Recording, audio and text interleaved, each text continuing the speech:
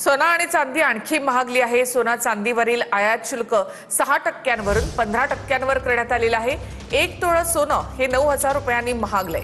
सोनं चांदीवरील नवे दर आजपासून लागू करण्यात आलेत। वर्षभर सोनं चांदी खरेदी करू नका असं आवाहन मोदींनी केलंय। सोनं चांदीवरील आयात शुल्क 6 वरून 15% इतकं वाढवण्यात आलंय। यामुळे 1 तोळं सोनं 9,000 रुपयांनी महागलंय। नवे दर आजपासूनच लागू झालेत। पंतप्रधान मोदी यांनी वर्षभर सोनं चांदी खरेदी करू नका असं आवाहन केल्यानंतर लगेचच नवी दरवाढ लागू झाली। भारत प्रत्येक वर्षी 7 लाख कोटींचं सोनं आयात करतो।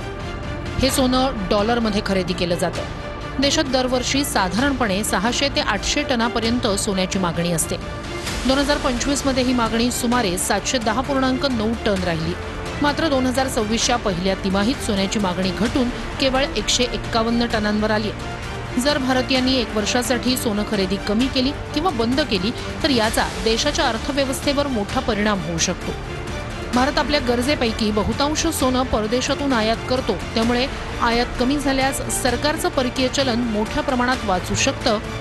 यामुळे व्यापारी तूट कमी होईल, रुपयाला मजबूती मिळू शकते आणि देशाच्या अर्थव्यवस्थेवरही सकारात्मक परिणाम दिसून येऊ शकतो।